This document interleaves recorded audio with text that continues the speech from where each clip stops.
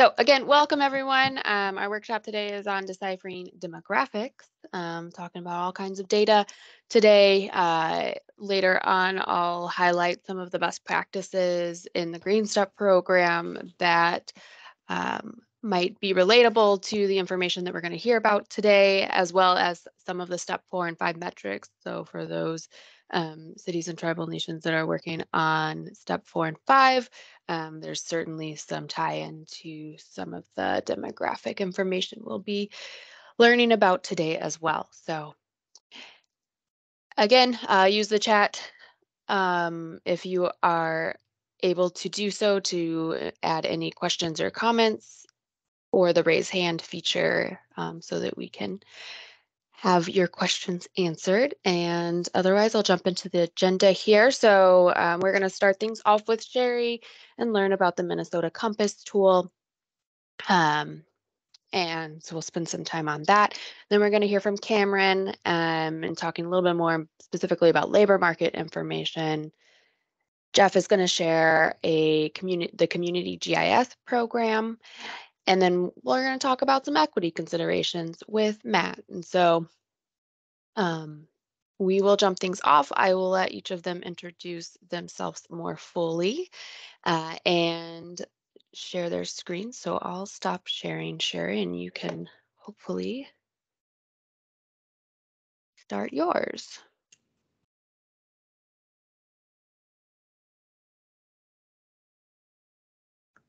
Hold on a moment. How's Perfect. that look? Looks Yay. good. Excited. Okay, well, good morning, everyone. I'm really pleased that Kristen invited me to be a part of this this group today, and I'm really glad that I jumped into one of the breakout groups because I was able to hear what you guys are interested in, and then to find out that some of you have never used Minnesota Compass before. So I'm really excited to introduce this tool to you today. So I was hired almost 3.5 years ago now to help revamp Minnesota Compass. Minnesota Compass has actually been around for almost 15 years. And so it was about time for us to freshen it up, and very quickly ended up working from home. So it was an interesting experience, but yeah, we were able to launch it in 2021, the new site. Today, what I'm going to do is just do a quick overview, and then we'll go to the actual site and you can see how to get to specific areas. And also, I want to show you something called what we call the Build Your Own Tour tool that you can create custom data profiles specifically for the population you're looking at.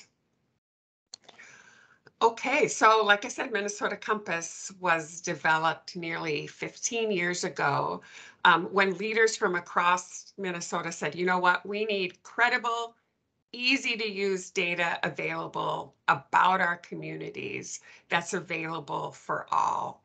And so Wilder Research brought together businesses, nonprofits, and philanthropic organizations to create this statewide resource. So Minnesota Compass is a project of Wilder Research, but we exist because of these organizations listed here. So this includes, you'll see foundations, nonprofits, businesses, and we regularly bring advisors together from across communities and different organizations for input into Minnesota Compass. We have over 1,000 advisors who have helped to create this, this website. So what kinds of data do we gather and why? Well, first and foremost, we gather demographics about the people who live in the state, within the state of Minnesota. So the US Census is our main source of data, but we augment it with other sources, and we let you know those other sources too. So if you go to our website, as we will later, you'll see on the very top, there's something that says explore the data. And that is what we call our mega menu. And if you click on it, you would find out these are all the ways that we're looking at the population, at our demographics. First, as a population, and then we break that population down. You can see by age, by sex, by disability status, race, cultural community. So for example, you can learn about just school-age children between the ages of 5 and 17. Or you can see data about Minnesota's Hispanic Latinx population.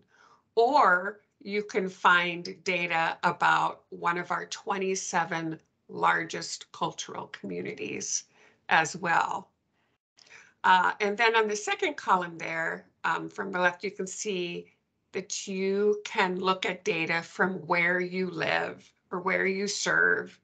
And that's statewide all the way down to your city, and in some cases, even your neighborhood, which you can see Minneapolis, St. Paul, you can look at through neighborhoods. And we'll take a look at that in a minute later, so you can see where you can find that. We also look at quality of life indicators. And these are topics that have been identified by groups of advisors as key to the health and well-being of Minnesota's residents. And you can see that it's very diverse, from arts and culture to environment to workforce. On top of that, we work on special projects, and often with partners, to provide critical data on specific topics. So what I'll do here is just go through a couple of those special projects that might be of interest to you to look at as well. Back in January of 2021, well, that's when we launched the new website. We also launched our new Who Leads in Minnesota section, and that was in collaboration with the Bush Foundation. And this section provides detailed data about Minnesota's business, government, and nonprofit leaders. And it also has resources such as our DEI Leader Toolkit and also inspiring leadership stories. So this data that we've collected here, yes, there's data from the US Census, but we also have done surveys of institutional leaders. So leaders of government leaders, business leaders, nonprofit leaders, and actually have asked them questions about leadership. How did they get into, how did they start with, how did they become a leader? A little bit about them, so we have some idea of who our leaders are, but also to look at how we can develop leadership that's representative of all backgrounds of the people who live and work in Minnesota. Then in June of 2021, we launched our revamped STEM in Minnesota section. So we had a section that we pulled together data that are key measures to how we are doing in STEM growth and STEM development. And when we brought our advisors together last time, they said, you know what, this is not a straight pathway, that what we actually have is an ecosystem where people need to work together, and we need to develop people by looking at, do they identify as someone who would be in a STEM field? Do they have an interest? What does it take? That's the achievement part. What does it take to get a person to go through all of the education and to end up working in a STEM field? So this is an area in particular that I think this group might be interested in looking at. The questions that we ask in the data that we provide is our state successful in encouraging STEM growth? And if not, what are the roadblocks? And then we also provide some ideas for action for parents, communities, schools, businesses, and more. And that's called Spark Change, which you'll see on the bottom here on this page. And that might be something that you're interested in clicking on and taking a look. It's called an Access Toolkit.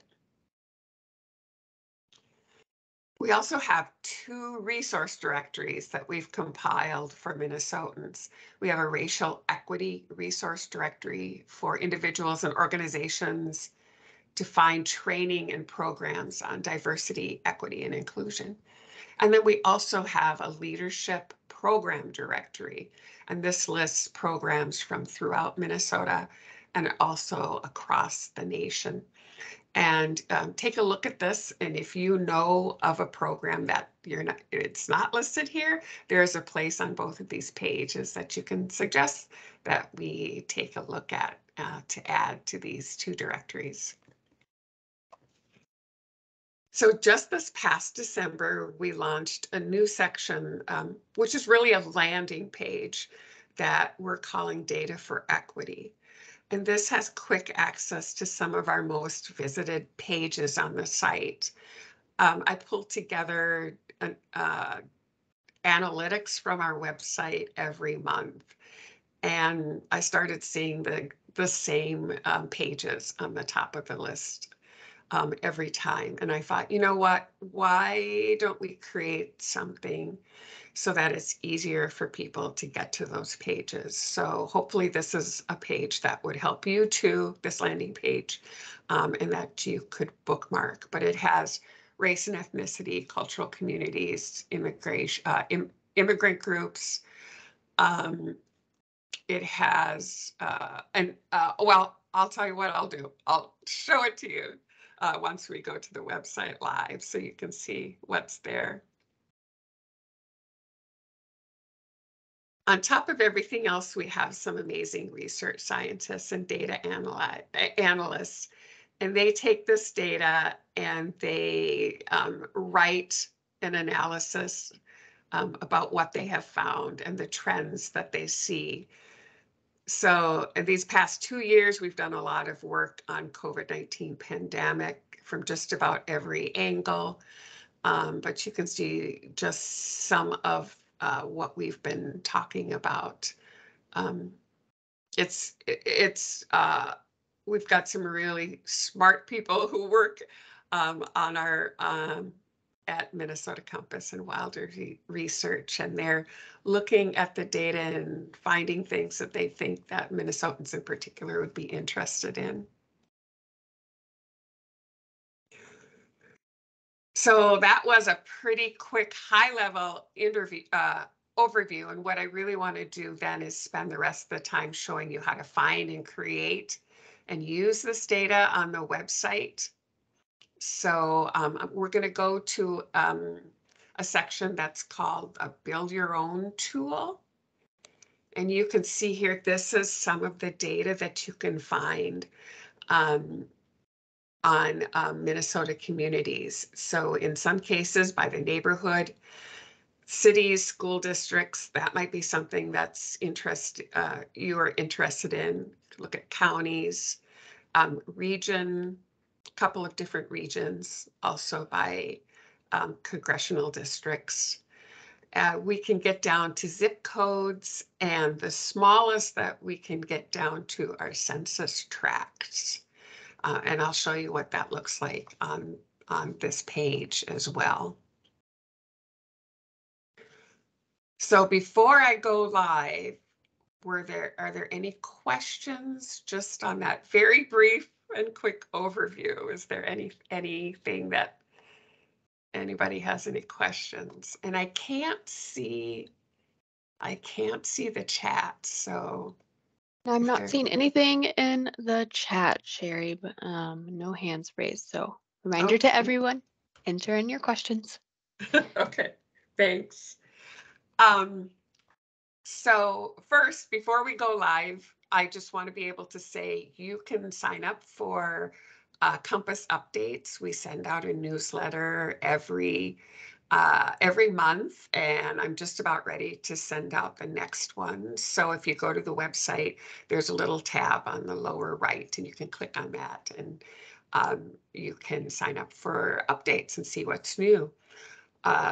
Then you can click on, there's an About drop down, and I'll show you that too. And you can read stories of how people and communities and organizations are using our data. So that gives you a sense of how people are using it, and maybe we'll give you some ideas on how you can use the data as well. And then if you think of a question later that you want to ask me, here's my email, sheri.holm@wilder.org, or there's also just a contact us where you can send a question to us too. And I'm the person who usually sees those questions. So either way, be happy to answer any of your questions. Okay, so now we're going to go live, and I think what I'll have to do is end this, and going to end this presentation and then share the page. So hold on a moment.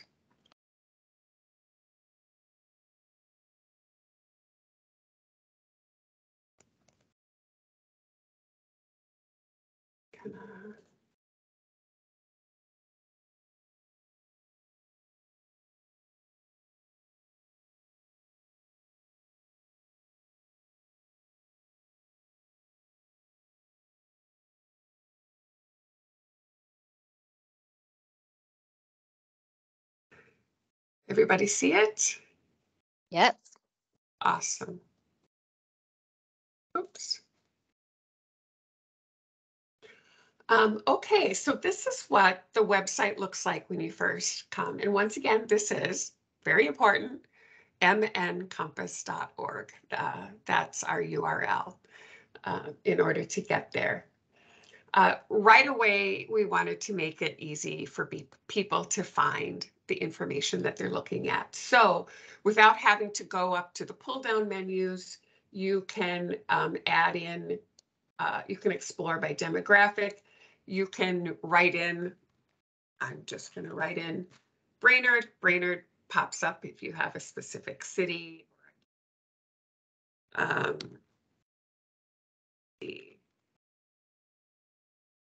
Oh, there you go, Hennepin County. So you can pull things up that way. And you can also see then by topic as well. You know, I'm going to click on, because this is Green Steps, I'm going to click on environment just very quickly to show you what a topic page looks like. So what we have are some fast facts gathered from the latest data that we have. Then we provide key measures for all of these topics. We had advisors to talk about, well, what is some of the measures that people specifically want. We are in the process of updating this as we speak. So this year we should have some new key measures. So stay tuned on that. Right now, though, we have air quality. Oh, we just have 2. I wonder if something was taken off. I feel like it. So you can see we kind of need to update it. But anyhow, I'll pull up what this looks like if you hit key measures. In this case, you can see air quality by map.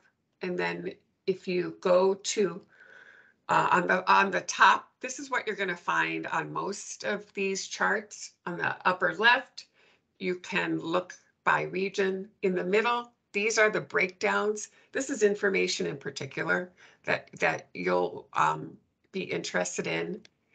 By graph, so you can actually pull up information, not just as a chart, but you can see it as data as well here. And then, important, you can also download it as a CSV file. The graphs, there's an area down here. To the lower right, you can link to this data, you can print this data, you can share it. So just some information that we have. there are more key measures. We like to pull together other data sets, other data measures. You can take a look at, find that little link, click on it, and see what other data sets there might be out there. This might be something you guys would really like to dig into if you don't already know this information. And then at the bottom, we usually, if there's an insight about this particular topic, we're gonna click on, or have a place for you to click on that as well. So you can see we're flying through this really quickly here, but information on the front page as much as we can, the top resources, the data for equity that I mentioned was right here. The build your own profile, an area that I think you would be really interested in, which I'm going to show you, but I wanted to show you, you could also get information by city. That information is available here. Also, Minneapolis-St. Paul neighborhoods, you can see them as communities and you can see them as neighborhood maps. You can click on them here and it brings up this information. This is a neighborhood, but this is what the cities and counties would look like too. We have at a glance facts at the top, and then I'm going to expand all, but this is the information that you can find out about your neighborhood or about your city. This is what that looks like. And you'll be happy to know we just updated the information on all of our on our tables. Okay, I can't believe how fast time is going here. I wanted to show you the build your own profile because this is something I really think you guys would be interested in. So this pulls up a map of Minnesota. You can take a look, from different viewpoints. So I clicked on, here's this eye here. I click on the eye that says, okay, this information, I'll be able to see this information on the map. And I'm going to go, it defaults to county, but I'm going to click on, here's zip code. So all of a sudden, if you know the zip codes of the area that you work on, you can click on those. Note, you can click on more than one. So if you want information about, let's say, these 4 zip codes, you can highlight them and then hit view profile. And this information pulls up down below for you. You can download this information as a CSV. You can also bookmark this so you know you can go back and take a look at it later. And just hit start over. I'm going to click on Twin Cities so you can see it highlights the Twin Cities. And you can see that we've got rapid bus station areas. This might be something interesting for you, light rail station areas. So if you click on those, they pull these up, kind of hard to see, but they pull those up here, these areas here. I just highlighted one, Lexington Parkway Station. So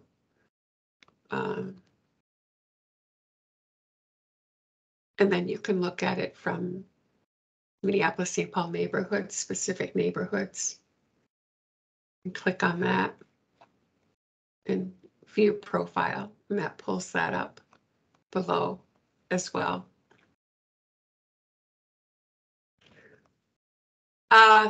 Just a couple more things you can do on this. There's actually tons of stuff you can do on this. You can also compare a couple. So I'm going to go back to statewide.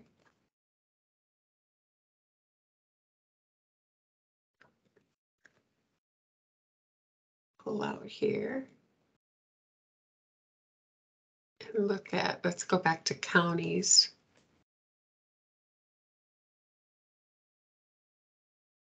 which, hold on. There we go. Let's say you wanted to compare, oops, I don't have compare. Here's compare kit. Comparison group 1. I want to compare Carlton. Now I'm going to click on comparison group 2 and click and to Pine.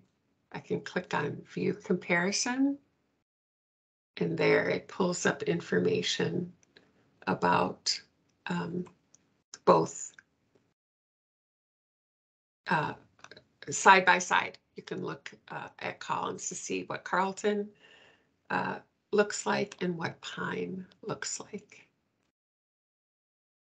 And then draw is if, now I'm gonna go in, where was I? Okay. I'm going to say, okay, I would like to know about the people who live around Hill River State Forest. Don't know if anybody there knows Hill River State Forest, but you can create a, this is a very bad map, but you can take a look at just the people who are working, who live around that area, and hit view profile. It takes a little while sometimes to pull this up, but I tested this out yesterday and it worked. So there are different tools you can use too. You can actually, let's say you want to know the people down a certain street. There's actually, you can do that as well. However, it needs to be larger than 1 square mile. So that's something to know about this, this tool. So we're able to pull this up and we can start seeing a look at who are the people who live around this state forest. So this is a pretty exciting tool that we're able to provide people free of charge. So very happy to be able to do that. Because we just talked so briefly, I'm glad to say that there's also a video on this. It's about 25 minutes, but it goes pretty quickly. And it shows you how to use all of these different tools. And then there's also a guide that just walks you through it too, that tells you different ways you can use this and then how to find the information you're looking for. I have a couple more minutes. Kristen, I don't know if the couple more minutes includes questions right now or... Nope, we have some buffer time okay. After 9:45 for questions. Awesome. Then I'm going to show just one last thing I want to show is this data for equity section 2. All this information is already there and available on the top in the menus, but this allows you it just collects all of the most visited sites here on this page too. And I wanted to show you something interesting. This is a diversity index that one of my colleagues created, where you're able to look at, the question is, what is the probability 2 people selected at random would be a different racial or ethnic group? In this case, you can only see it by county, but you can see it, here's the 2010 decennial census information. Here's 2020, changes a little. But you can see here, these are the darker counties are the ones where the probability, the chance is greater than in other areas of Minnesota. So that's something that's interesting. And you can also just pull up the data information as well. So that's located in the, as I mentioned, in the diversity index, or in the data for equity. Going to go back there. There's also DEI resources, some of the ones that I've already talked about. Here's some DEI promising practices for leaders. There's actually an infographic that you can download that might be interesting to you. Here's the STEM Access Toolkit that might be of interest to this group as well. And then insights. You can go to insights and analysis up here on the top, but we've also collected some specifically that we think are interested as a part of this data for equity group. And then this is someplace you may want to go to frequently as well, and that's how to use this data, how to use those charts that I showed you, the environment chart. How do you read it? How do you tell the story of the information that you found, which I think is something that this group will want to take a look at. How to use that, the BYO tool, and then to learn more about people who are actually using the data as well. So that was a whirlwind, folks, but I hope you go to the website and play around. It's yours to use however you want to use it. Any questions? Thank you, Sheri. I found that really helpful to dive in. And I know there's been a lot of updates to the Minnesota Compass over the years. And so, if you haven't been for a while, you might find some new fun tools. Correct. We do have one question from Annie, or a couple here. So are there any specific ways or use cases that you would maybe like to see Minnesota cities using the data that is on the website? And maybe this goes along with it, are there any case studies or examples that have really stood out to you? Yeah, that's a great question. The first thing that I thought about was, go show you this about the stories. So many different ways that people use the site. When I thought about a particular city, this Thief River Falls uses it to create, they have put together a dashboard, an economic dashboard, so that they're able to take a look at how do they compare to other cities their size? What are what do they offer their city that maybe other cities don't have? What makes them a place where people are interested in moving to or living? In some cases, it's what does our neighborhood look like? What are the issues in our neighborhood? And they can drill down on those and take a look at, get to know the people who live in specific neighborhoods as well. One of the things, this is not, I'm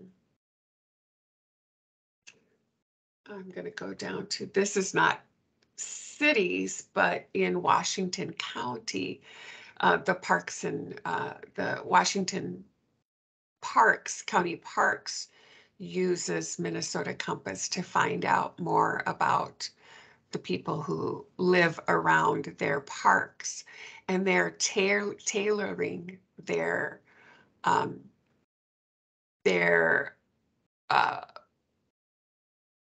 what am I trying to say?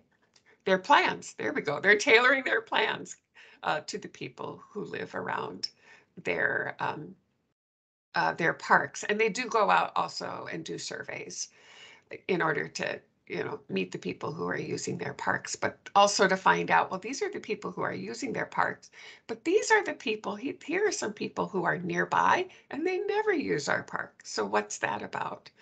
So they're able to dig into some of that information as well. Let's see. So the city of Minneapolis uses uses it as well. And this is another case where they're able to look neighborhood by neighborhood and see how how they differ, and to get more information about how they can tailor their services to specific neighborhoods. So I don't know if that's helpful or not, but just to know that there are stories here. Also, I am gathering stories all the time. So if you have a story that Yes. you would like to share, I would love to hear it, and we would love to be able to share it with others as well. Yeah, I would love to hear from anyone else on the call too. If you have experience using Minnesota Compass, and what did you use it for? Was it for um, you know, just looking, or did it actually get used for any plans? So while you're thinking about that, um, Kayla has a question here. If you could dive in a little bit deeper, Sheri, about what sources or methods are used to collect the data. As I mentioned before, it is usually, when we're looking at demographics, we do use the US Census, and in particular also, well, as well as the US Census information, the decennial um, census data, we also use the American Community Survey data, and that is data collected by the US Census Bureau every year. And so we uh, get that information every year, and this is the information that we use to update our information here. And if you noticed, I'm going to go way back. When I pulled up, just clicking on a city here, you'll see I have information. 2017, 2021. So it's this is what we call ACS data that's pulling together this information, so we can see if there are any changes over time on this information.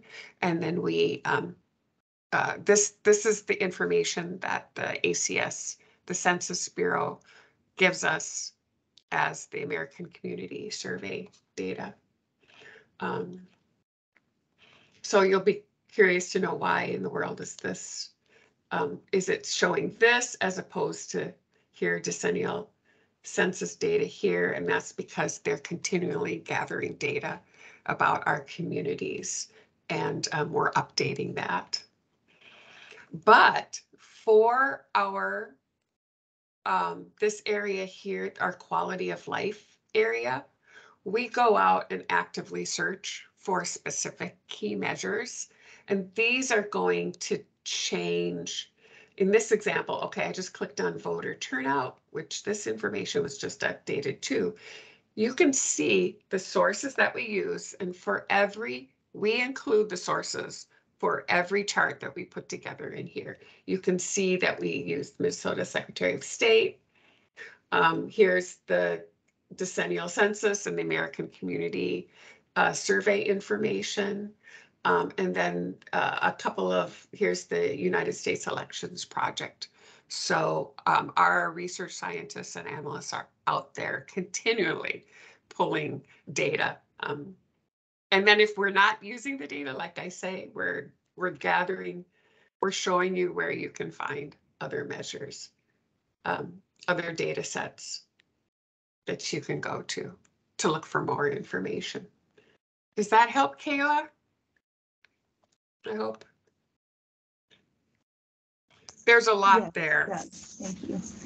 And that's the great thing about Minnesota Compass too, is that we're out there searching for that information, so you don't have to.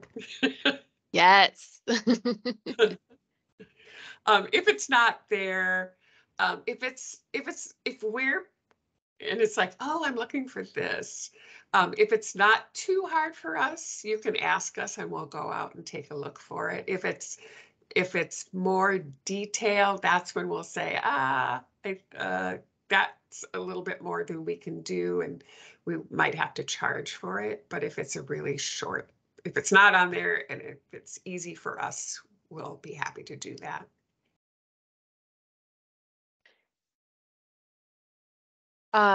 So you made me think about a text I just recently got last week from the American Community Survey to answer some things. And I'd never had that before, and I thought it was a scam, but I did some research and I was like, no, they're actually texting with survey questions now to get some of that information. So yeah, it was Oh, specifically about like COVID work, and so I found that really interesting because I'd never had a request to participate in that before, and I'd always wondered, it's a smaller sample size right.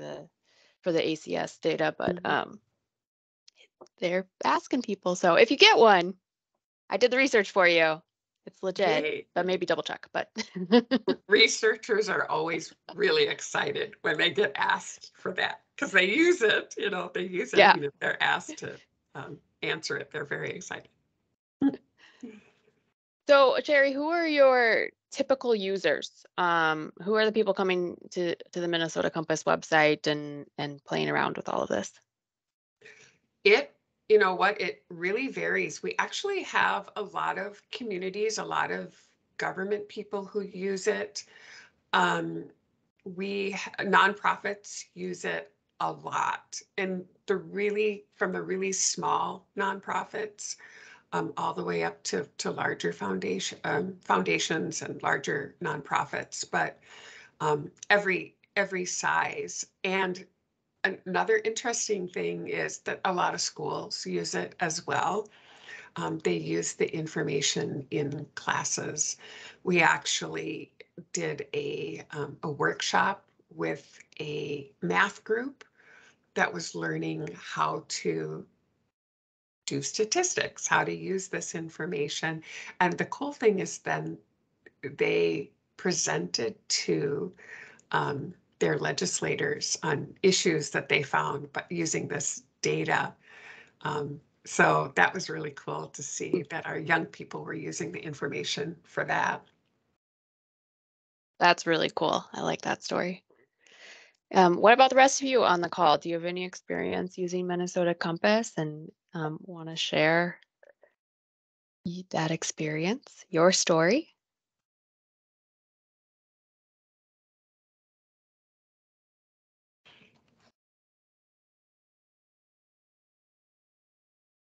I'm okay with awkward silences. Well, you have my email and you know how to get a hold of me if you ever want to share or send me an email. Yes, definitely. Yeah, keep an eye out for stories on how your communities are using it, even if it's not in your, specific area of work. We'd love to get. We love sharing stories through Green Step, and so Sheri, thank you for sharing that too, because we can definitely help share your stories as well. Yeah, that would be awesome to share a Green Step story.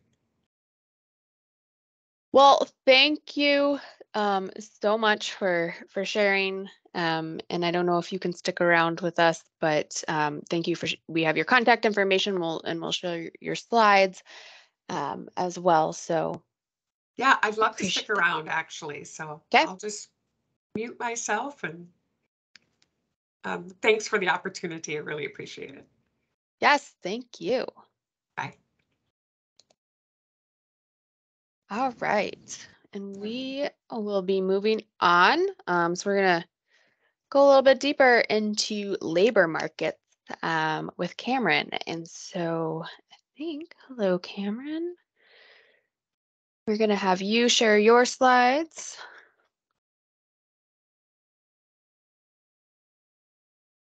So let's see. Are you able to see it as a slideshow now, or is it still showing Yes, up as? looks Okay, good. Yeah, and perfect. I'll let you introduce yourself and jump right in. Wonderful, thank you. I'll say the same thing as Sheri. Thank you so much for inviting me. I think this is a great group and maybe not super familiar with what DEED has available to help provide as a resource. So, but I'm in kind of the same boat too. I have a lot of information to share in a relatively short amount of time to share it in. So just know that this is kind of just scratching the surface, and we have a team stationed all around the state that's willing to help. And so please feel free to follow up with us afterwards. So my name is Cameron Macht. I'm the Regional Analysis and Outreach Manager for DEED. in the Labor Market Information Office. I'm actually located right by Wilmer, in a small town, and we have people all around the state, but we serve, our primary office is located in St. Paul, and so we serve the Twin Cities Metro as well as greater Minnesota. And so I just have a couple slides put together to give you an idea of what we have available and what data is out there that could be very helpful in the things that you guys are working on. And I know that this presentation is virtual. It's usually a little bit more fun if we're in person, but I always like to start out presentations by asking questions, because I think what you guys will find as you're using demographic data is that a lot of times perception equals reality, and people do not always have an accurate perception of what's going on. So if you want to, in the chat, you can jump in and guess here. How many people live in Minnesota? Like, what is Minnesota's current population? And based on whatever you guess, do you think that's more or less people than we had 10 years ago? So let's see if I can open the chat here and see chat if anybody wants, or you can just unmute yourself and guess if you'd like. So Jeff said 5.5 million, and Annie says more than 2010. Ayla 5.3, Olivia 5 million. You guys are all really close. This is good guessing.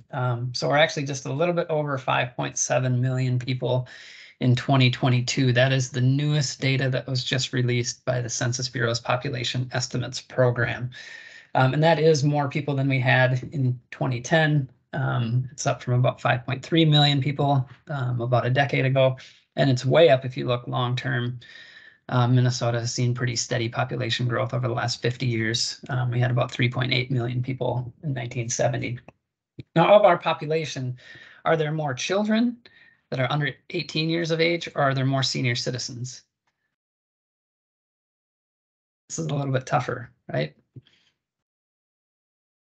Do you think we have more young people or more old people in Minnesota?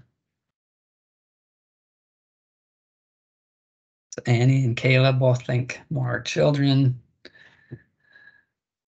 Way more votes coming in for seniors. It feels that way sometimes, but we are not quite to the tipping.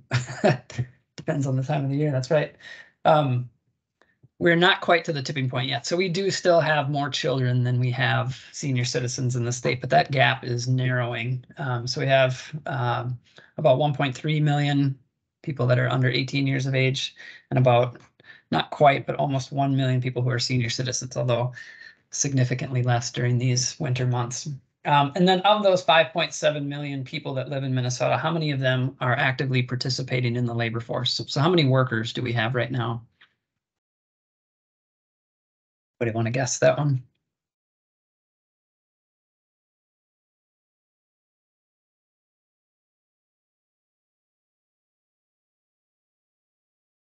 So Annie says 2 million. Oh, and then the other question that I have there too, is that more or less than we had in 2020? So a little bit shorter time frame, but so Jeff Matson, that's a great guess. We are just over 3 million workers in November of 2022. And that's actually down compared to where we were in the pandemic. And I'll talk a little bit about some of the reasons behind that shift in the labor force as we work our way through there. One thing that's super interesting is we now have about 72,000 unemployed workers, and that number has been inching upward the last couple months. But we have fewer unemployed workers now in 2022 than we had back in 1976 when we first started doing the LAWS program. So we've added like 1.2 million workers to our labor force over the last 45 years, and every single one of them has gotten a job. Crazy. As I was mentioning before, just going to be scratching the surface. I invite you to reach out to DEED's Regional Analysis and Outreach team. We have 5 regional analysts stationed across the state, and then myself, again, located in Wilmer. Hopefully you've worked with some of these people before. If you haven't, they'll share a copy of this presentation afterwards. You can just Google us, mn.gov/deed/data, and you can find more information. Our group is available to help with any types of requests that you might have. Indeed has a tremendous amount of labor market information available, including size of the labor force, unemployment rates, wage and salary statistics and industry employment statistics. And like Sheri, we have a lot of that data available at different geographies. So statewide, regional, county level, and then for a couple of the data sets, even to city and township level information. And you can use this information for all kinds of strategic planning and decision making. So please, please, please reach out to our team. We're happy to help. As I had noted, the state's unemployment rate is very low right now. We only have 72,000 unemployed workers in the state. We're at 2.3%, which is historically low, but it's actually up compared to the summer. So in June of 2022, our unemployment rate dropped to 1.8%, which is not only the lowest rate in the history of the state, but it's actually also the lowest rate that any state has ever recorded in the history of the United States. So this pandemic recession was a little bit goofy in that we recorded both the highest unemployment rate in Minnesota's history. So that was 11.3% in May 2020. And then also the lowest rate in Minnesota history just 2 years later in June of 2022. Again, the number of unemployed workers is down significantly, and that's made it really challenging for employers to find workers to fill the jobs that they have available. And it's even down in comparison to pre-pandemic times when the labor market was already really tight and employers were struggling to find workers. And if you look at the size of the labor force, so through the first 6 months of this year, we had seen pretty steady growth after kind of, topping out right around 3 million workers through most of 2021. And now these last couple months, we've seen the number of workers going back down again. And there certainly are some challenges. In fact, this tight labor market really is the biggest constraint to Minnesota's labor or economic growth right now. We've seen some pretty significant shifts in labor force participation over time. The size of the baby boom generation is obviously having an impact on our labor force. So the number of workers that are 55 and over, we're about 13% of the labor force in 2000. Now it's almost a quarter of the workforce is 55 years and over. They had been climbing pretty steadily during that time period, but actually we saw it drop. Labor force participation rates for the oldest age groups dropped slightly in 2021 using data from the American Community Survey, the same thing that Sheri was talking about. So it's possible that the pandemic recession actually changed the trend of workers staying in the labor force longer. And because we saw so many accelerated retirements, that's the leading cause of that pretty significant decline in labor force that we've seen. And we're a little bit older than the US overall, and so that makes those early retirements and the job declines that we've seen for the older age groups a little bit bigger deal here than what we've seen nationally. And for all of these slides, I should note that we can provide this information at both the regional and county levels. So if you're interested in how your county or your city or your region is different than other places, we would be happy to provide that type of information.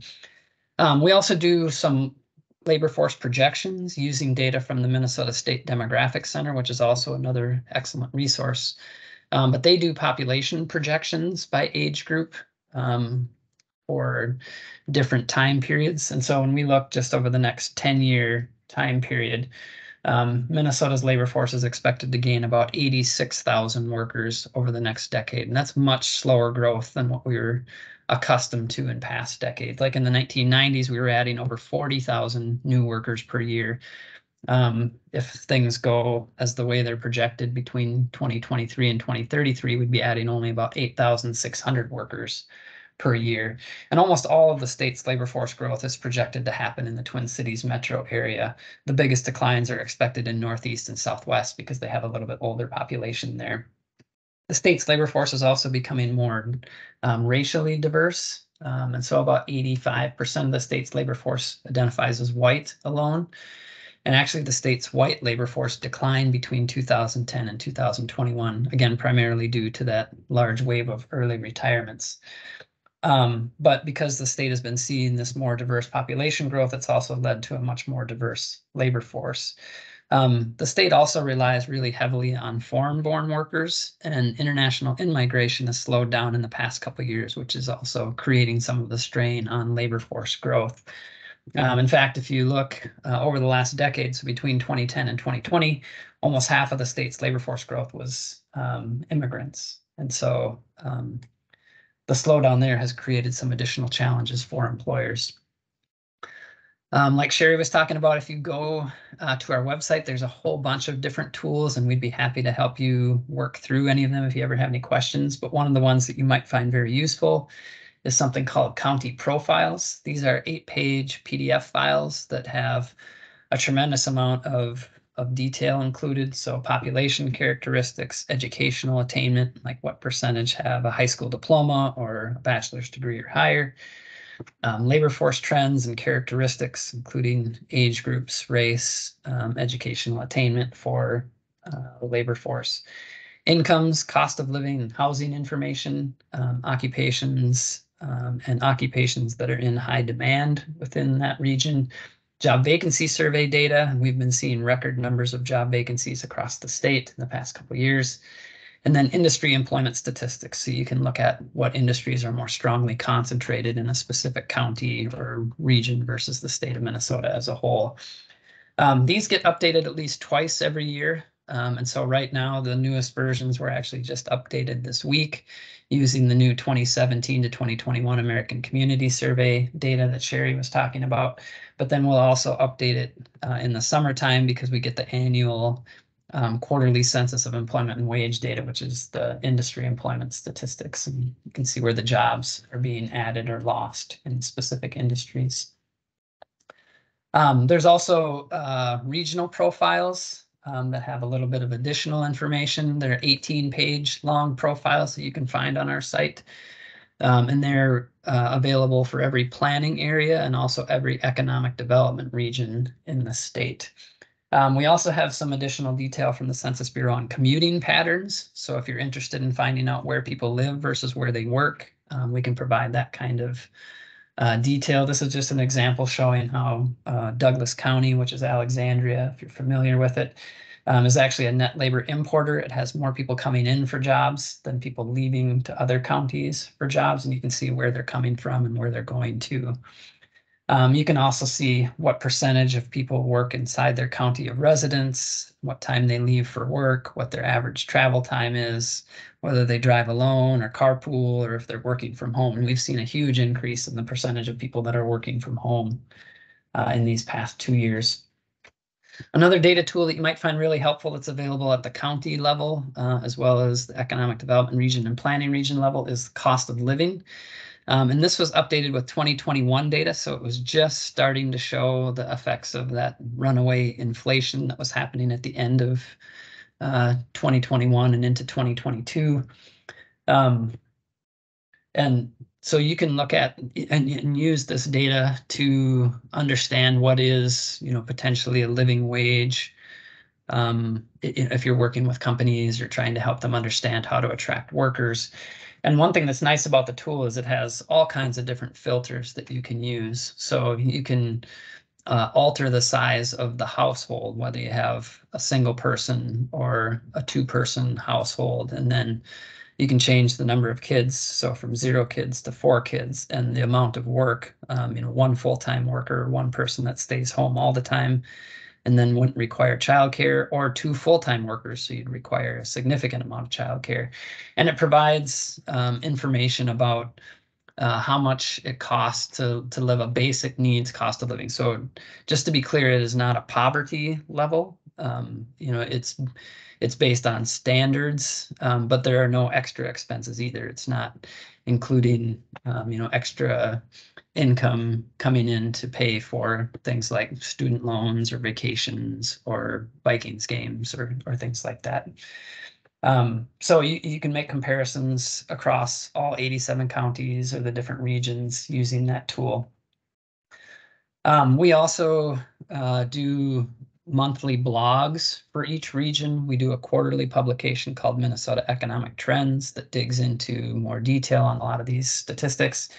And then you can access all of the great work that we've been doing.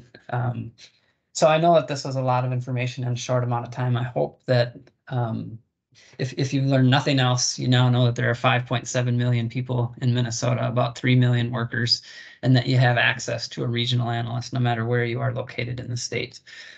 With that, I will see if I can answer any questions either through chat and hand it back to Kristen. Wow, thank you. This is really helpful. You're right. There's a lot to dig into here. I feel like I'm sending a lot of links in the chat for everyone, and I'm copying even more for our notes. So this is really helpful to get a review, and helpful to meet you, Cameron, and know that there are regional staff who can, and analysts that can help dive deeper into specific trends and everything. So thank you for sharing. I do have a question here from Annie coming in. Is there a newsletter or other good way to stay updated? Yeah, what's your tip on that? Yeah, so the local look blogs come out every month and just get sent right into your email inbox. You can sign up for that by going to the DEED website, so mn.gov/DEED.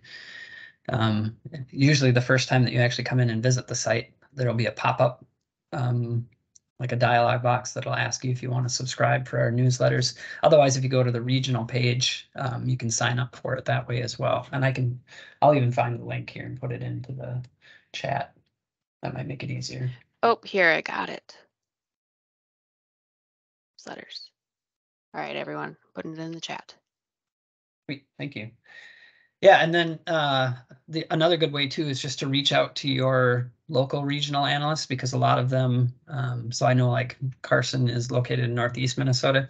He sends out kind of an economic update every month to a group of people who have signed up for his newsletter as well, just to learn things specifically about Northeast. So if there were any significant changes in the economy just in that region or in any of the counties in that region during that time frame, he digs into those. And so you could do the exact same thing with any of the other regional analysts. Just send them an email, introduce yourself, let them know what you're interested in, and they're very easy to work with. I like that. That's great. Let's build connections. Yeah. And I know there's a page on here with links or with information on analysts, so we'll get that shared too. Okay. So I think your comments were really timely, Cameron, especially in the sustainability field. We're seeing a lot of new money federally and through the state to advance sustainability and climate action. And with that means jobs and a need for a workforce to help all of our communities, and all of the many partners and everyone that's working in the field to help support that. And I think I know I'm, seeing like all this money coming to play, but I'm like, who's going to do the work? I don't know if I have a question there for you specifically, but what are things that we should be thinking about as many of the folks on the call today are from cities, specifically who, may be thinking about adding positions locally. And what are some, thoughts or things that we might want to keep in consideration as we are trying to grow the workforce in the sustainability field? Yeah, so we work with both the economic development side and also the workforce development side. And so many of you, especially if you're from cities, you probably already have a contact with a business and community development representative, or some other economic development contact, maybe related to loans or grants or things like that within DEED. But then on the workforce development side, we also serve as a resource for all of the local workforce development boards. And those are people who are receiving federal funding, and they pass that through to workforce development partners who decide, what things could be considered targeted industries and targeted occupations. And so, if people are laid off through no fault of their own and they come in and they want to get training, the local workforce development boards can help decide which programs we should try and funnel people into. Like, obviously we're still trying to match people up with what their skill sets are and their interests are, but If sustainability is an area that you feel really strongly is in need of some additional training dollars or some additional, funneling of people who have that type of interest, from one job or from one career into this new industry. Again, you can reach out to our regional analysts and we can get you in touch with those local workforce development boards to try and make that case and, start spending dollars in that way. We also have a lot of information. We work very closely with high schools, especially high schools that have active CTE or career and technical education programs. And then we also, a lot of times, working with like the two-year community and technical colleges in Minnesota, so the Minnesota State system. We work very closely with them on program planning. So if they have an idea for a new program, they'll come to us and ask, well, what does the demand look like for occupations in this area? And, is there different levels of demand in different areas of the state? What would the wages be like? What kind of training is typically required for those types of jobs? So, we have a lot of connections built up already as well that we'd be happy to help plug you guys into. That's great to hear. Thank you for sharing that information. And I know, it's going to be different regionally and throughout the state. And I think that that's something to keep in mind as we're all thinking about how to grow, staffing and support for sustainability and the climate work that communities are working on. So what about anyone else on the call? Any other questions, thoughts, things that you're hearing about in your communities? Feel free to unmute yourself or put something in the chat.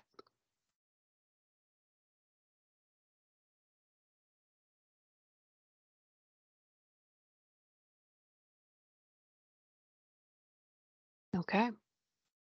Well, Cameron, thank you. We got lots of contact information from you and places to dive in on the website and everything. So I'm sure you'll be getting some questions here from the group. So thank you for sharing. And we'll forward your slides on as well and all of the links that you mentioned too. So thank you. Perfect. Thank you. All right. So next on our agenda, we're gonna jump over to another topic and learn about the Community GIS program at CURA from Jeff. And so Jeff, did you want me to share your slides? Sure, if you don't mind, that would be great. Yeah, let me get those pulled up here. I'll probably just find some way to mess it up if you give me control over this thing. Best to do it this way. But I can go ahead and introduce myself while you're pulling up the slides. Good morning, everyone. Great to meet and to be with you all. And thanks, Kristen, for inviting me today. My name is Jeff Matson. I'm with the University of Minnesota's Center for Urban and Regional Affairs, also known as CURA. And my email address is there, and we can also drop it into the chat if you need to get a hold of me anytime after this presentation. If you have questions offline or want to take advantage of any of the programs we have to offer, feel free to contact me. If we could go to the next slide, just really briefly about CURA. We've been around for more than 50 years, actually 55 years now, and we see ourselves as kind of the primary community engagement arm of the university. We focus on community participatory action research. We have both student and faculty-led research programs. And then the slides are getting cut off a little bit. There's part of the bottom slide is missing, but we also run a number of technical assistance programs. One that I'm responsible for, which is our Community GIS program. And that one focuses on the nonprofit community statewide. And then we have two that focus on local governments. We have a program called the Hennepin University Partnership, which, as its name implies, is a program that works exclusively with Minnesota's largest county, Hennepin, and tries to foster collaboration between university researchers and Hennepin County departments. And then the third part of our technical assistance programs that you all might be the most interested in is a program called the Resilient Communities Program. And that project specifically partners with local governments statewide, both cities, counties, regional governments, any level of local government, and focuses on issues around resilience and sustainability. And that program consists of semester-long or year-long partnerships with local governments and connections with courses across the university system. So the great thing about that is, depending on the needs of your city, county, or department, you are able to find students that have that level of expertise. If you're working on a transportation project, you might, partner with someone in planning or civil engineering. If you're looking at an environmental type project, you might partner with students from environmental studies or the Institute on the Environment. Or if it's a business economic development project, you might partner with students from the business school. And finally, if you're interested in demographics and population change and so forth, you might partner with students from geography or urban studies or applied economics. So the great thing about our center as an all-university department is the fact that we're not tied to kind of any one college or teaching unit. But we take full advantage of the resources of the university as a whole. So next slide, please. So the specific community GIS program at CURA, we're just a walk-in technical assistance center. We don't charge small nonprofits for any of the work that we do. And our work focuses on mapping, data analysis, poster printing, which is very popular. We have a giant plotter that lets people print poster-sized maps for their organizations and for community meetings. And then we do offer customized trainings. There are some kind of university-based trainings that another organization at the university provides, but then we do provide some custom trainings for nonprofits that want to learn more about data and data tools. Next slide, please. So some of the common data sources that we use, some of these have been talked about already. I was very excited to hear in our little earlier breakout session that people were aware of data.census.gov, and people had been using Minnesota Compass, and the Met Council's equity data set even came up, but a few others that we use. Commonly, we rely a lot on the Minnesota Geospatial Commons, and all these links are live in this presentation. So if you get access to the slide show, you'll have links to all of these. MinGeo currently has over 1,000 data sets for download statewide. Just an amazing, immense resource across a number of different categories and subject areas for people working with data. A lot of great demographic data in there. And then city and county open data portals are becoming much more common these days. And just a couple examples of ones we work with quite frequently: the city of Minneapolis's open data portal and Hennepin County's open data portal. Just a couple of examples of how local governments are also sharing some of the data that they're collecting and creating. And the ability to combine those with demographic data can really make for some powerful stories. Next slide. So the the types of tools that we use, a lot of the things that you all are already using. We're using kind of pre-canned static maps and profiles, such as the things that we've seen at Minnesota Compass.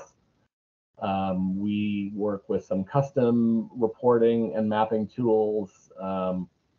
Social Explorer is a great example of one. Kind of similar to Minnesota Compass, you can create custom geographies and profiles, but Social Explorer actually lets you go back and get historical census data as well.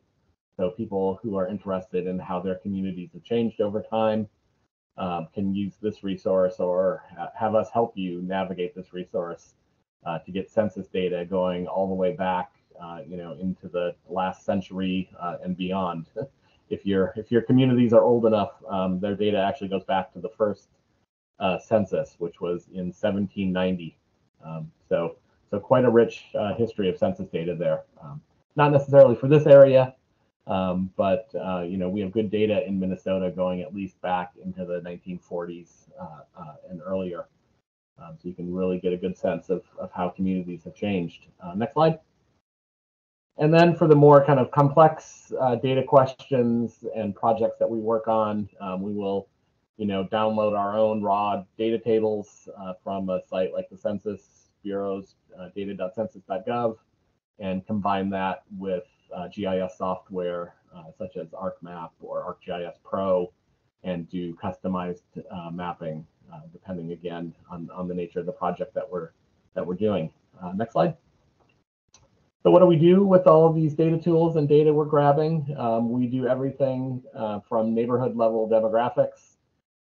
Since we quite often work with smaller nonprofits and neighborhood groups within the Twin Cities, we're very interested in kind of the finest levels of geography that are available. So we work quite often with census tracts and even sometimes with census block groups and census blocks, depending on kind of the accuracy and the nature of the data or the question that's being asked. But again, always looking for kind of the finest level of geography that we're able to acquire. Next slide. But we also do statewide data projects, and more often than not are creating customizable web maps for organizations. This is actually an example of something we're working on right now with the state's Department of Commerce, doing an assessment of their weatherization assistance program. So these are programs that focus on low-income households statewide, both providing dollars, energy assistance dollars to help low-income households pay heat and electricity bills, especially in the winter, but also doing weatherization of different homes. And so we've built a website using demographics for their various weatherization service providers that they can click on and pull up demographic information and kind of get a good comparison of how well they're doing at their target households. So how do the weatherizations that they're doing compare with the demographics of that county? And are hoping to use this as a tool to both, highlight gaps in maybe some of their service areas, as well as kind of a self-assessment to, are we serving the households that we need to be serving, or are there places that we need to work harder on capturing some of these low-income and households of color. So a good example of kind of a web map that we're building, and we do these quite frequently for other organizations as well. And then final slide is just an example of how we will also take demographic information and combine those into data indicators. So in this case, this is a gentrification study from a number of years ago where we combined a number of different demographic data sets, such as race and ethnicity, income and poverty, educational attainment, employment, and use those to determine neighborhoods in the Twin Cities that are showing signs of undergoing gentrification. And so another kind of powerful way where we can take demographic data and again combine it either with itself or with other data sources to give kind of a fuller picture of what might be going on in a region or in a neighborhood. One final slide is to say thank you again for inviting me. I know, again, I went through a lot of that pretty quickly, but there's a lot of great resources. I see some of the things have been shared in the chat. Our CURA's website, our local government program. I'm going to drop a couple more before I get to Annie's question here. The specific one that I talked about within our local government programs this is the one that's RCP, our Resilient Communities Program. This is the one that local governments would use. But you also are more than welcome to direct your nonprofit community partners directly to me, or you can, the one thing about CURA that we're trying to be better at is that, kind of whoever approaches us or comes to us, if my program might not be the most appropriate, I put you in touch with whomever in our department is the correct department. So if you're a local government looking for assistance from a class, I can help you navigate that. If you are a nonprofit or community organization looking for direct technical assistance, I can help you with that. And then probably the biggest program that we're known for as well is placing student interns out in community organizations and local governments. So if you're also looking for an intern, again, depending on your organization, oftentimes we pay for that. The interns do get paid, but we bear that cost, and you get a student for an entire semester or a summer to work on a specific research project. So I'm happy to also, take questions or requests either here or offline about those programs. So a number of different ways to connect with CURA. And again, as I mentioned, we work statewide, both with local governments, nonprofits, community organizations, and a lot of the services that we provide are at no cost to the community, part of the university's engagement mission. So hopefully that answered your question, and I'm happy to answer any others. No shortage of resources from CURA and our other presenters today. Like, if you've got a question, we've got people who can help answer them. So thank you, Matt. Yeah, definitely some great opportunities through CURA, and I know many communities have really leveraged GIS mapping as a tool to better understand the community and do some more hopefully effective and efficient planning and sustainable planning.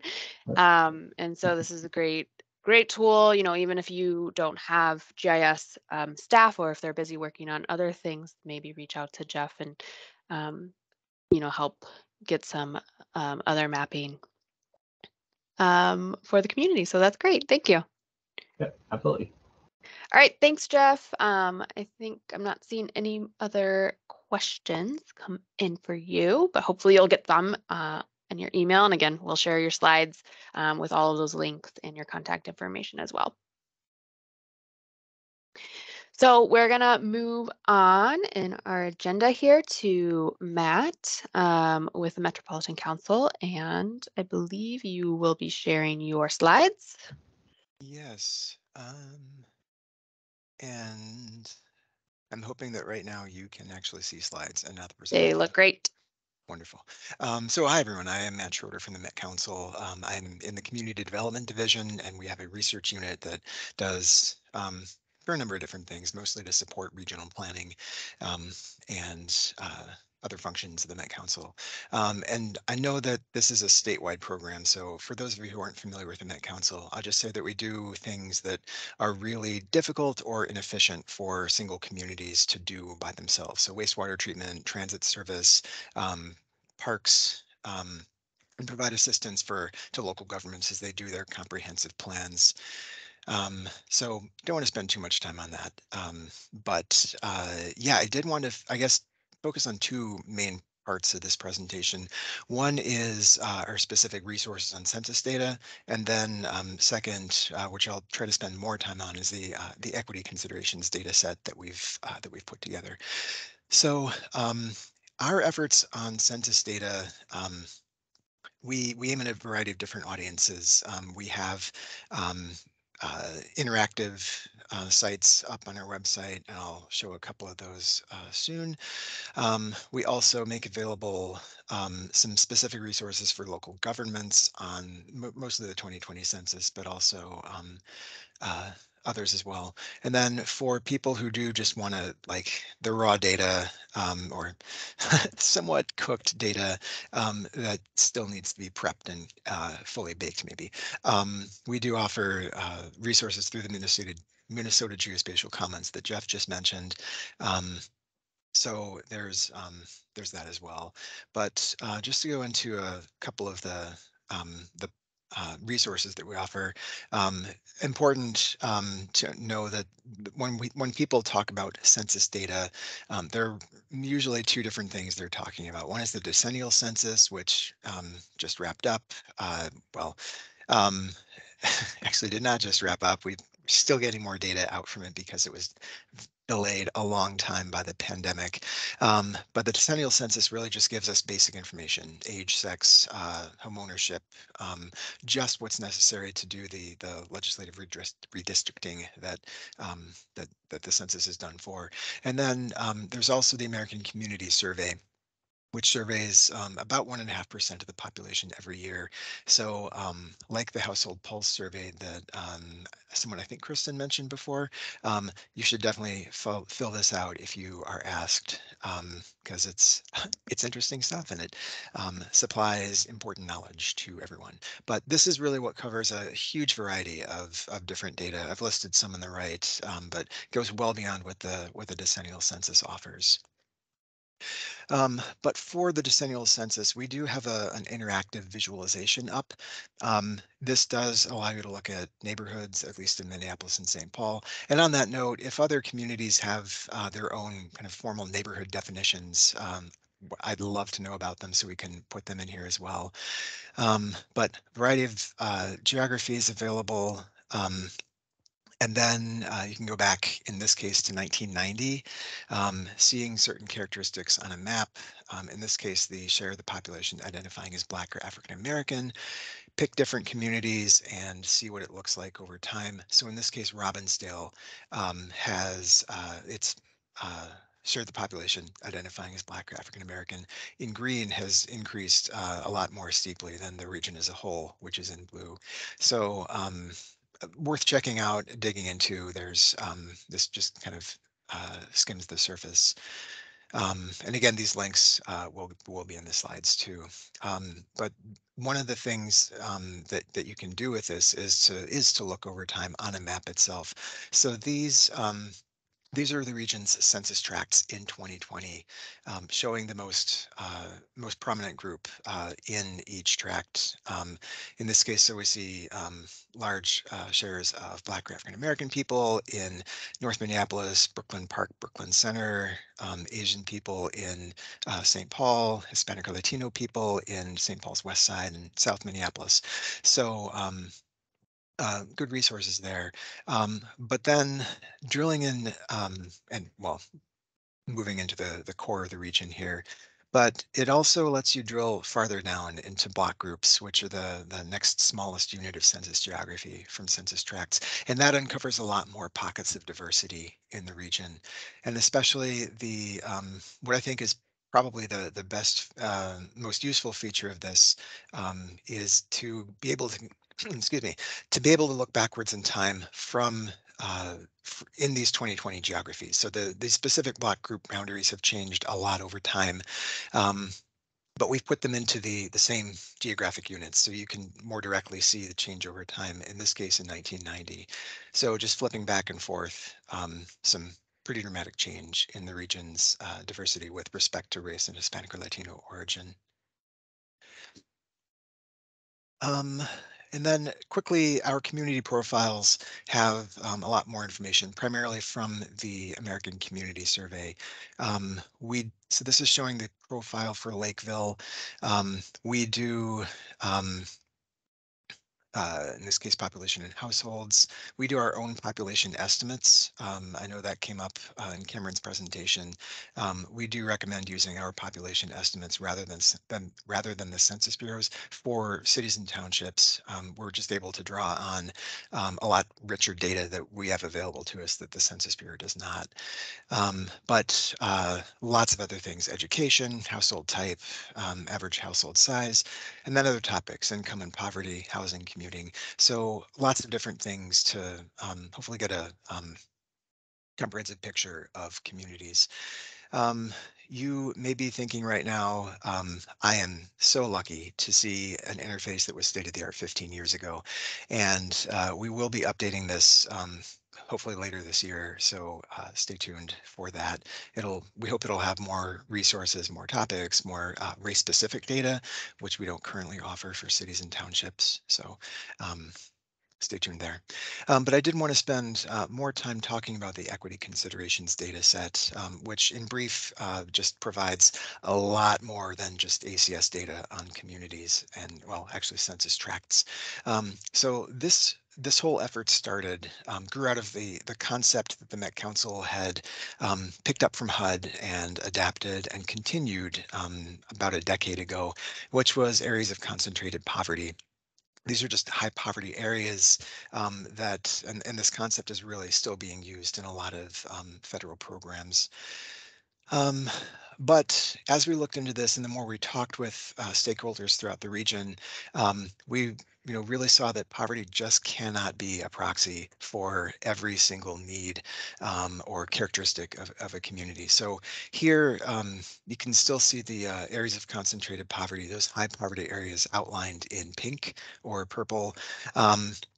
And you can also see the wide variation in this case, the share of households that lack a vehicle within them. So within high poverty areas, some of these tracts have 30% or more of their households without a vehicle, others less than 10%. So lots of variation within high poverty areas.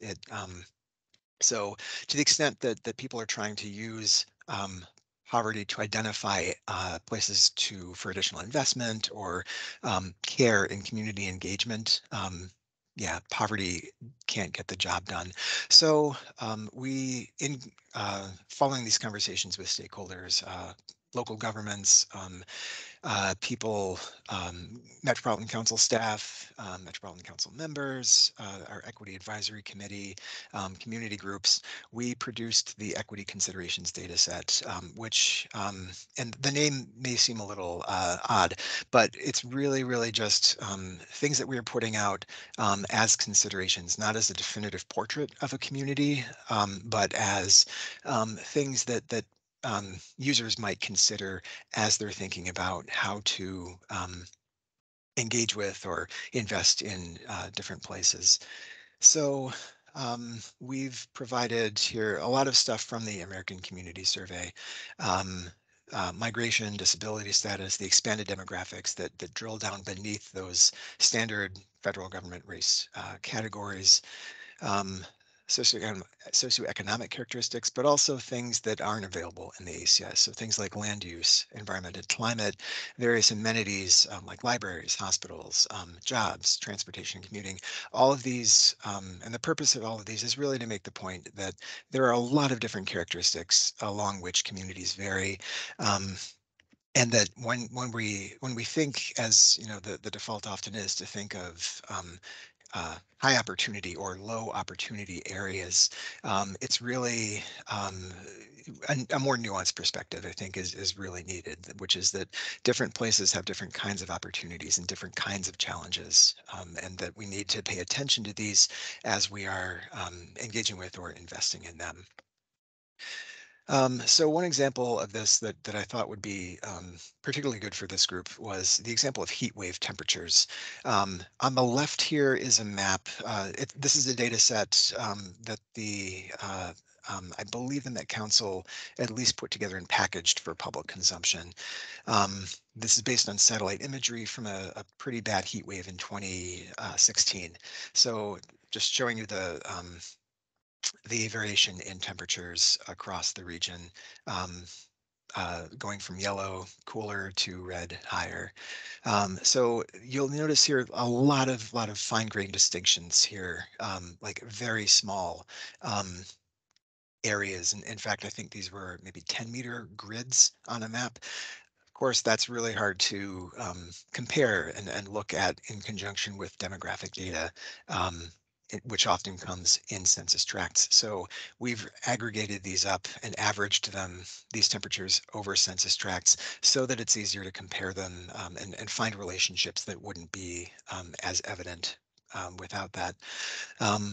So an example here, zooming into the northern part of Ramsey County and a little bit of Anoka County too, we can again see the variation in temperature across different communities, higher in Minneapolis, Fridley, Columbia Heights, lower in those more northern suburbs, especially Atlanta Lakes, White Bear, North Oaks. And so then being able to layer on top of that the share, well, in this case, the number of residents who identify as Black, Indigenous, or a person of color, and to be able to see that, yeah, that most of them live in those hotter areas, which I know has gotten a lot of play in the media over the past year or so. And so just a way for people to examine how that looks in their specific communities. There are, I mentioned that oh, because we are the regional planning agency, much of what we do in this equity considerations data set is really limited to the Twin Cities region. But a lot of the data resources that went into it are available outside the Twin Cities region. And there's some links here. The question mark for land parcels is that different counties have different policies on whether they make their parcel data freely available. So that's just question mark, I guess, depending on where you are working. The final thing I'll mention is that we really heard in our conversations with stakeholders that the quantitative data is really just one way of looking at the world. It is useful for some purposes, but it cannot capture everything that makes community what it is. And so to help people think more carefully, I guess, about how to use the data set, we did put out this user guide with some general tips and considerations for using the data, some ideas for how to use the data, emphasizing the limitations of these data sources, and especially providing some resources for effective community engagement, because really, again, quantitative data goes only so far. And if we simply like treat this, even as expanded as it is relative to the poverty rates, if we take this quantitative data set as our new, I guess, picture of what a community looks like, we're still missing a lot of nuance and a lot of just perceptions and feelings among community members about the attachments that they have and what they themselves want and need for their communities. So again, the link is there. With that, I will just wrap up. Our website is listed there, metrocouncil.org/data. I will also put my email address in the chat so that people will be able to contact me if you want. We also are happy to do special requests if you are wondering about something that is not on our website. Happy to get in touch there. So I will put my email address in the chat and happy to talk about whatever questions you have. Thank you, Matt. Yeah, it's really helpful to see. I mean, yes, we have communities that are state across the state in Minnesota and may not be able to connect to all of the resources that the Metropolitan Council provides, but many of our cities and folks on this call are in the metro region, and so this is helpful to certainly get an understanding of what's available and see how to connect with all of this. So this is really helpful. Yeah, this data set and the user guide that you mentioned look absolutely great. So we will certainly be sharing those links to everyone to dive in a little bit deeper. And thank you for mentioning also the quantitative data only goes so far. We certainly, I didn't mention that at the top of this workshop, but, we don't want to focus all of our efforts and requests through the Green Step program on data. That's not the intent by any means. And many communities have been doing some great work around engagement and having those community conversations with people across, all areas of their community. So thank you for mentioning that as well. But yeah, any questions from folks for Matt before we wrap things up?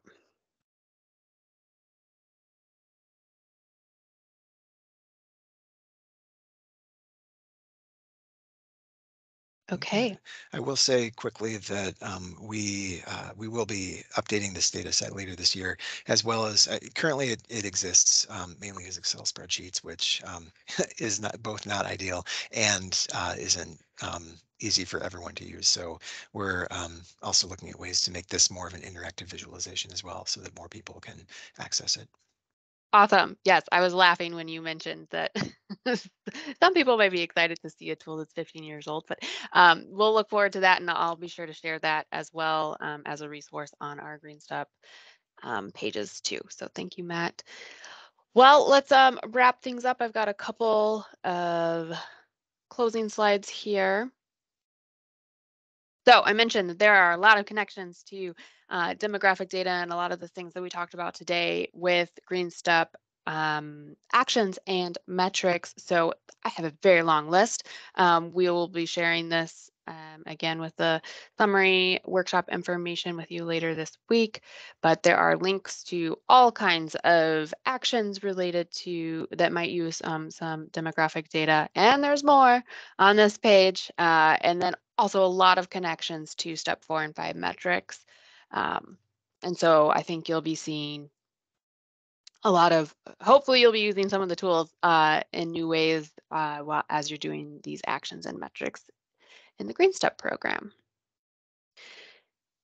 And just wrapping things up, thanks again for joining us for this monthly workshop program. We will be back on February 15th talking about dark skies, dark sky communities, ways to, best practices for helping create dark skies within your communities through policies or lighting improvements and upgrades and all of those fun things. So we'll be back for that. We're taking March off. We'll have open office hours if you are working on action and metric reporting. And then we'll be back in April and May. So thank you again, everyone. Have a good Wednesday, and we will see you next time.